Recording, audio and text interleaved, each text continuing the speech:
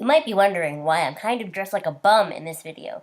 And the reason is that I wanted to show you my hoodie, because this is the first hoodie I've ever owned in my whole life that actually fits me, and I'm just very excited about it.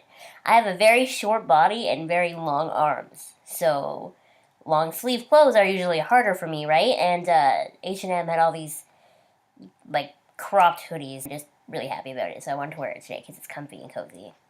I don't really know what happened with me, but about a year ago, I switched from being someone who doesn't really watch any TV shows except for one, to being somebody who watches TV shows all the time. And it's probably Netflix's fault because I just marathon through things, but that's what I wanted to talk about today. Was I wanted to talk about some of my favorite television shows and why I love them. And my hope with this is that A, if you like the same ones, then we can talk about them and we can become friends over the same TV shows, because that's like the number one way to bond with someone.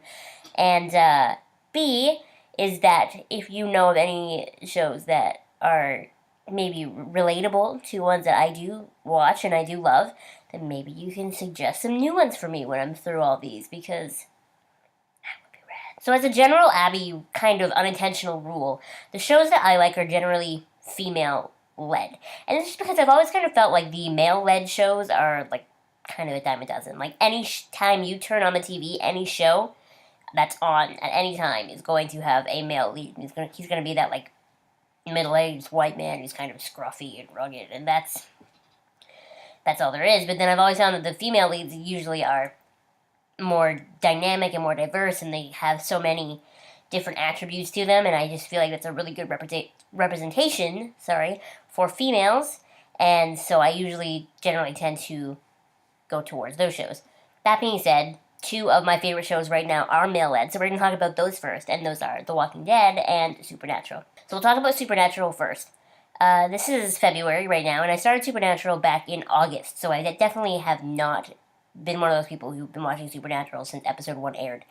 I just really enjoyed it, like, right away. I fired through it. I got through the whole show. Season 10 is airing right now, and I got all the way caught up in a matter of, like, 2 months so I could watch it with the rest of the world. And I don't know what it is about Supernatural that I love, but I think it's the Sam and Dean dynamic that I love. Because I don't really like Dean as a dude, and I know so many people out there are like totally Dean girls and they love him, but I feel like if I knew Dean in real life, I would hate him. Because he and I would just see things so differently. Dean is that person that I feel like thinks he's really selfless, but he's not. He's actually kind of selfish. I think the biggest example of that is when Sam's doing all the trials, and then Sam is almost done the last trial, and Dean literally talks him out of doing it so that he can keep Sam around.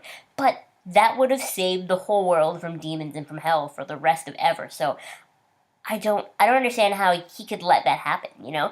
I have 3 sisters, and I love them all very dearly, but if I had to lose one of my sisters to save the whole planet for the rest of ever, I mean, I would actually consider it, whereas Dean obviously did not. We also know that Sam would have totally gone for, dying for that cause too, because he basically jumped into the pit a couple seasons before that, So, I don't know. I really, really like Sam, and I really think Sam is a really cool kind of guy, and I don't really like Dean, but I do have attributes of Dean that I do like, so I like watching them progress, I suppose, and I like the supernatural things and all that sort of stuff.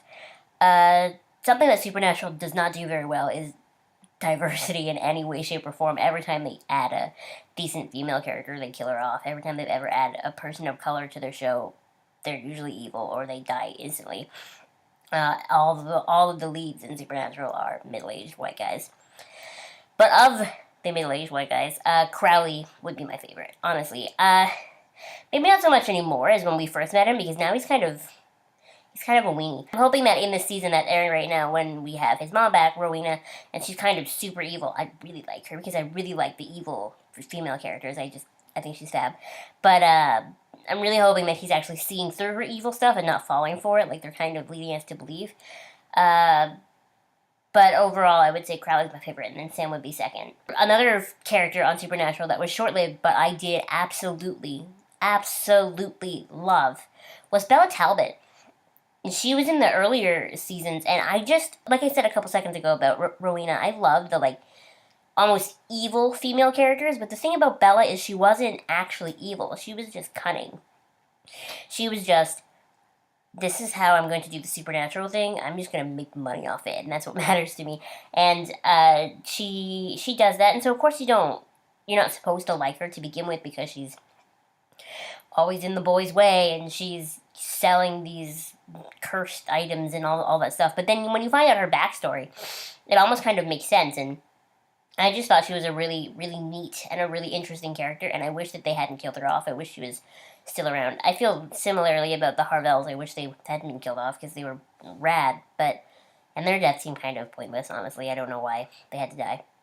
Regardless, I really love Bella, and of course Bella Talbot is played by Lauren Cohen, who is probably one of the most gorgeous women on the planet, and she is such a fantastic actress, and I was just very happy that she was in Supernatural. Wow, what a perfect transition, because Lauren Cohen, Bella Talbot in Supernatural, plays Maggie in The Walking Dead. Now, The Walking Dead I only started about a month ago. My dad got me the box set for Christmas, and I knew it was on Netflix, but I just hadn't watched it, so I powered through that box set in a matter of like 3 days. It is just really good. And what I love about The Walking Dead is it is a people story. It is humans thrown in like the worst case scenario, and they have to react to it and change with it and do things that you would never think that you would have to do in real life. And the cool thing about The Walking Dead is it almost forces you to think, if I was there and I was in that situation, what would I be doing right there? And I just think it's a really cool, like, moral judge for yourself and for other people overall, because it's just really, really neat like that.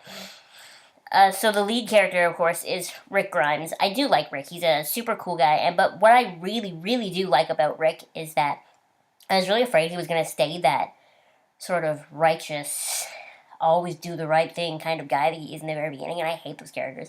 Honestly, 90% of the time, if you think about it, the righteous, do-gooder characters usually end up causing more shit than the bad guys do, because they're just so hell-bent on doing the right thing that the right thing is, not always the right thing.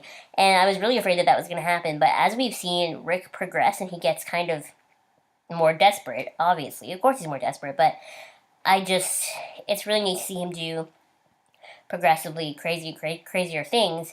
And I think if we took this season 5 Rick and we put him in a room with season 1 Rick, I would love to see how those two would converse almost, because season 5 Rick is almost a totally different guy, I think. From that moment when Lori dies on is when Rick is like a totally different person. It's a very similar sort of deal with Carol in The Walking Dead. And the thing about Carol is that I see more hate for Carol than I see love for Carol online. Every time I see a positive post about her, I see like 3 that are negative. And personally, I think the hate for Carol, I think it's a little bit misogynistic. I'll be honest. Carol is a woman who came from abuse. Her husband was the shittiest guy ever, and he was super abusive to both her and her daughter, and she came from this terrible life, and then as soon as he was gone, then she shortly lost her daughter after, and it's just this sort of dominoes effect with Carol, and now she is a totally different person, just like Rick is. She's much stronger, and she's much more of a fighter, and sure, you see her try to overcome that mousy-like woman that she was before, but she always tries to fight through it now, and she's even said it herself that she's nothing like that woman that she was when she was married to Ed, and I think that's all the power to her for that. And I feel like even though I wasn't sold on her in the beginning, it was just because we didn't know enough about her, like she wasn't super in the first couple seasons. I'm proud of her, because she's come so far, and under the circumstances to have come that far. I think that's amazing, and I think people who don't like her because they think she's whiny, or they think she's this, and they think she's that, and honestly, I think these are all attributes that could also be applied to a lot of the other characters. Daryl is like the fan favorite, so I'm not even gonna bother talking about him because he is fab, and I love Daryl. He's rad. But I really like Glenn, and I think what's important to me about Glenn is that Glenn is one of the most important members of their team. He's always the one that goes out for runs, and he's always the guinea pig, and he does this and he does that. He's one of the smartest in the whole group, I would say, no matter who comes and goes. He's like, I would even argue that he is the smartest. And before the apocalypse, he was a pizza delivery guy. So I think what's important with a character like Glenn is that perspective, that almost like money and like power before the apocalypse has nothing to do with life now, and it's all about instinct and intuition, and I really think Glenn is important to represent that. And then another reason why I love The Walking Dead is because I'm a huge special effects makeup nut, and I love looking at the zombies. I will pause an episode just to look at the zombies' faces individually and go, wow, that's awesome. So, there's also that. I totally almost forgot to mention this one in total, and I would say that this is my favorite show of all time, and that is Merlin. I have no idea how I almost forgot Merlin, but I guess it's because I haven't watched it in so long now, because I went through it all last year. It is such an amazing show. Bradley James and Colin Morgan are both such flawless, amazing actors, and it's like I feel like I've never ever watched anything that actually evokes such emotion in me as that show does, and they're both just so amazing. And I remember when I watched the final episode, the series finale, I was like not, like genuinely not okay for like a week after. Like people would be like, Abby, what's wrong? And I'm like, I just can't talk about it. And it's one of those terrible things where sometimes I even have to have the tag blocked on Tumblr because I'll know that people are posting things from that last episode, and if I see it, I will just cry. That's how good Merlin is that I can't see a gif of that last episode without crying. And everything obviously before the last episode is also just so good and so well done. And even if the CGI is cheesy at times in Merlin, you know, the story and the acting is always on point. Always on point. There is honestly so much I could say about Merlin because nothing in that show is wrong. Katie McGrath as Morgana is like my ultimate girl crush. She's just so fabulous. She's so gorgeous, and she goes from that good little girl to that evil high priestess so well, and it's such a fabulous transition. She's an amazing actress. That whole show, if you haven't seen Merlin, you need to see Merlin. And that is my number one. If you get anything out of this video, please watch Merlin. Merlin is like the most important thing that's ever happened to me. Please just see Merlin. Now we're going to talk about some of the more female-led shows that I do adore. The one that I've been watching recently, I'm nowhere near caught up in this one yet, has been Once Upon a Time. And it took me a little bit to get into Once Upon a Time because the first couple episodes are very Snow White and Charming heavy. And I do like romance in a show, all that sort of stuff, but I don't like it being the main course, you know? I would rather the romance thing be either an underlying story or like something that comes later or like a side dish. I would rather the focus of the story be something else. And so at first I was like, oh, the whole show's gonna be about like everybody falling in love and blah, blah, blah. But after like episode 8-ish, I would say, that totally is not the case anymore. And the Snow White Charming thing actually does become like an underlying plot. And then it's really cute. Whenever they go into the flashbacks of them, I do this a lot. Now I'm in season 2, actually, and I think this show is much more interesting with everyone knowing that they're fairy tale creatures stuck in our world. I just like that better for the most part, rather than nobody knowing, and that magic is there. And so I can't really comment too much on Once Upon a Time because I haven't seen it all yet, but I'm really looking forward to watching this, and it's like awakened this love in me for Snow White that I didn't know I had. I don't know, but the Disney movie was never one of my favorites. And it's not because I think Snow White's useless or whiny or any of the other reasons that people like to give her. I think it was just, I was never as much as a fan of the story in general, and I don't really like the music in the older one. And I know it's because it is so old, like it's so much older than me. So of course I'm not going to love the music in it, but I think that was why. And this Snow White in Once Upon a Time is so badass and so amazing, and so I just love her. So I'm really looking forward to watching more Once Upon a Time. The next one I wanted to talk about is Glee. Of course, I started watching Glee when I was in grade 10, so when the show first started coming out. But I didn't watch it like episode 1. I waited till like halfway through the season, and then a friend of mine was like, no, you need to watch this. And she was so right. She was 100% right. And the thing is about Glee is that I'm the same age as a lot of the main cast is in the show. Obviously not in real life, but in the show. So right away, I identified with Rachel Berry, like, so hardcore, because she was this super dorky girl that, I don't know, people kind of rolled their eyes at, because she was in every club and all that, and that was 100% me, and she was also kind of a bitch, and that was also 100% me. And so I loved her, like, right away, and of course, Leah Michele has one of the best voices on the planet of all time. This is what bugs me more than anything else related to Glee, is that people are always like, oh, yeah, but Rachel Berry gets everything handed to her. You know, the whole world revolves around Rachel Berry. No, it doesn't. Everything that Rachel Berry has in her life, she works for. Everyone's always saying that she's selfish or whatever, but it's because she has nobody else looking out for her, because everybody else is always trying to tear her down. The only time people ever support her is when she finally breaks, and she's, like, sitting on the floor crying because she can't do something, and then someone's like, alright, I'll be nice to you this once. And other than that, though, she's the only one that's got her back. She's the one that works hard. She's, like I said, by herself. And so it just bugs me so much whenever people say that she's selfish or that she doesn't look out for people. Whatever she does, she has everyone else's best interests at heart as well. She also has to have hers at heart pretty high up there because nobody else does. So, mini rant there. And the other thing about Glee that I know this is like the most unpopular opinion ever, and I say that because I don't think I've ever heard anybody else agree with me on this. I actually prefer these more recent seasons than the first couple seasons. And there's a really good reason. I don't know where you grew up. I don't know what school you went to. But the dramas in the first couple seasons within that high school are absolutely ridiculous and would never ever happen in real life. And they would never happen all at once. And not only that, but it felt so formulaic of like a normal teen show, you know, like this girl is pregnant and she tells this guy that it's his baby, but it's actually the punk guy's baby. And this nerdy girl is in love with the quarterback and he's dating the cheerleader. And it just, you know what I mean? It felt so cliche and so stereotypical, and I was never all that there for that. Season 3, though, is my favorite season, and it does still follow a formula. But once we get to season 4, the issues that are in the Glee kids' lives as of season 4 are actual real life issues, and that's what I love. Like, Rachel Berry moves to a new city, way far away from where she's from, by herself. She pretends that she loves it there for the first little bit, and then she ends up calling Kurt and crying because she feels so alone, and it's nothing like what she expected, and blah, blah, blah. And that's real shit. That shit actually happens to people, you know? And I would rather the things in Glee that happen be more realistic like that than that sort of over-dramatized for TV situations that we had before. And so yeah, I don't think I've ever heard anybody else have that same opinion as me. So if you agree with me, please tell me so that I'm not alone.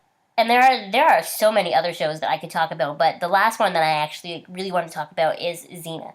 And I've been watching Xena since probably as long as I started Supernatural, but I've been pacing myself more because I know that Xena has an end, and Supernatural doesn't have an end. So I've been like, no, I don't want to get all the way through because then I'm done. The thing about Xena is that when I was younger, growing up in the house that I've grown up in, we watched Hercules a lot because my mom thought Kevin Sorbo was a babe and she loved him.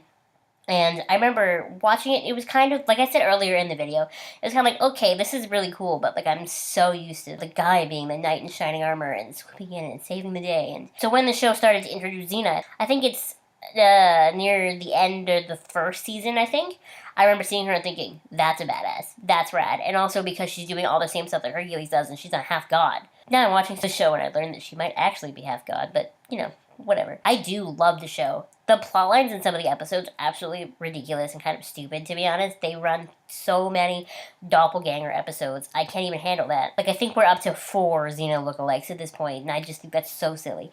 But I really do like the show, and what I like about the show is I like watching Xena use everything she has to and everything she can to defeat the bad guy, you know what I mean? So it's not like she's just fighting physically, you know what I mean? It's not like she's just kicking, she's just punching. She's not just using those methods. She's also using some more, like, womanly charms, you know? She seduces the bad guys a couple times, and she does this and that, and I love her brain and that skill, and I just love her. And it's also the sort of moral of this story is that she comes from being so bad and being this warlord and being terrible, and she's able to make herself be the good guy. And I just think that's such a good story because not enough narratives in media nowadays have the villain becoming good and then they show them being good. Like, if the villain becomes good, it usually happens at the end and then that's it. But Xena would have 100% been a good antagonist for Hercules, almost, you know? But instead, she became a good guy. And I just think Xena herself, in that sense, because she went from bad to good, and because she's so smart and so powerful and so strong, I think she's like the most ultimate female role model of all time. You know, I would hold her in the high regards that I hold, like, Elle Woods. And Elle Woods is, like, my life inspiration. So Elle Woods and Xena, they're the top of my list, and I just absolutely adore them. The only thing I had to say is that I guess I had this, like, romanticized image of watching Xena when I was younger, and I didn't realize how much I actually don't like Gabrielle. And the more and more and more I watch the show now as an adult, I want to hit Gabrielle. Like I said earlier, I was talking about The Walking Dead, is I'm not really a fan of the righteous character who has to do the right thing all the time, because usually they end up fucking it up, honestly. And Gabrielle does, time and time again. And what bugs me to, like, the extreme is when Gabrielle fucks something up, and then Xena kind of sort of does something that was maybe a little bit lying. Xena's the bad guy. it's like, okay, alright.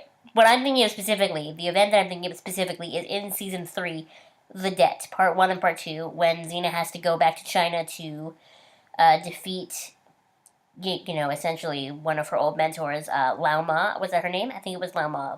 It's a while ago, I'm sorry. Has to defeat her son, basically, because he's taken over and he's being a jerk. And Gabrielle is so hell-bent on Xena not murdering somebody, even though I'm pretty sure she kills somebody in every episode. She goes there before Xena and basically gets Xena thrown in jail, and Xena almost murdered. And it's just all this terrible stuff, and the only thing Xena does wrong in that whole episode is at the very end she kills him, like she said she was going to, like she promised she would, and tells Gabrielle that she didn't. So, somehow, Gabrielle almost getting Xena killed, like full-out murdered and having her thrown in jail, is equal to Xena lying to her that one time. It's just that hypocrisy, and it just drives me nuts. And the more I watch Xena, the more I cannot stand Gabrielle. Do not even get me started on the whole Hope scenario, because... so that's really all the television shows that I wanted to talk about today. There's probably a million more that I forgot to mention. I'm going to be really upset. But if you like any of those shows, or you disagree with any of my opinions, I would love to actually, discuss it with you in, real...